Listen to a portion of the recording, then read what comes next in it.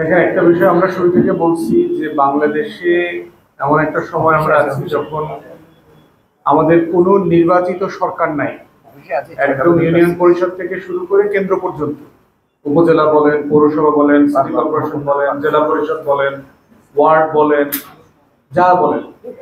তো সেইখানে আপনারা নোটিস করেছেন যে গত বছর সেপ্টেম্বর অক্টোবর থেকে কিন্তু আমি বারবার এই দাবিটা তুলেছি, জনগণের ভোগান্তি দূর করবার জন্য যেটা দরকার সেটা হচ্ছে যে স্থানীয় প্রশাসনে প্রশাসক নিয়োগ না দিয়ে, সরকারি আমলাদেরকে দায়িত্ব না দিয়ে যেটা করা দরকার, যারা বিএনপি, জামাত অথবা বিদ্রোহী প্রার্থী হিসাবে স্বতন্ত্রভাবে বিভিন্ন জায়গাতে নির্বাচিত হয়েছে কোনো মার্কা ছাড়া, তাদেরকে মানে যাচাই বাছাই সাপেক্ষে, যারা ফ্যাসিবাদের দোষর ছিল না, গণতন্ত্রের পক্ষে আন্দোলনে লড়াইতে সক্রিয় ছিল, তাদেরকে প্রশাসক হিসেবে দায়িত্ব দেওয়া।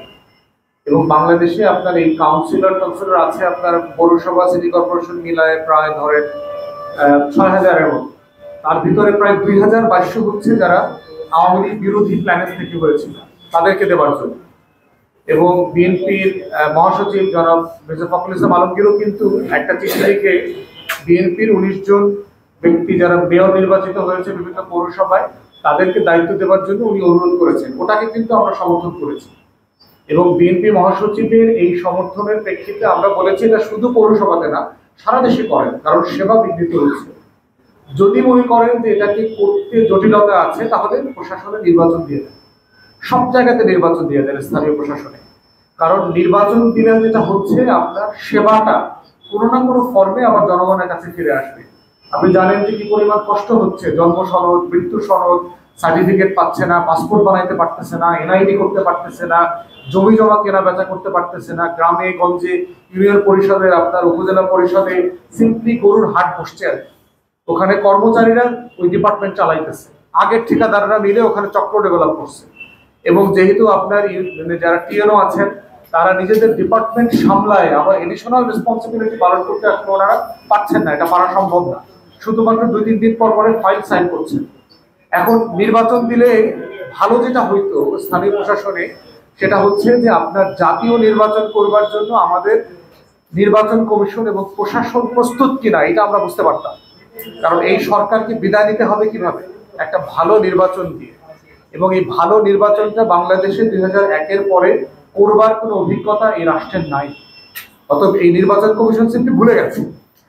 তো যদি নির্বাচনে চলে যাইতো তাহলে কিন্তু আপনার ওই চট্টগ্রামে মামলা করে মেয়র হওয়া, বরিশালে মামলা করে মেয়র হওয়ার চেষ্টা করা, ঢাকাতে মামলা করে মেয়র হওয়ার চেষ্টা করা, এই যে মেয়াদ উত্তীর্ণ মামলা করে মানে যে কোনো ভাবে ক্ষমতা নেওয়ার, গদিনে আসীন হওয়ার যে কালচার, এটা খুব ব্যাড প্রেসিডেন্স হবে।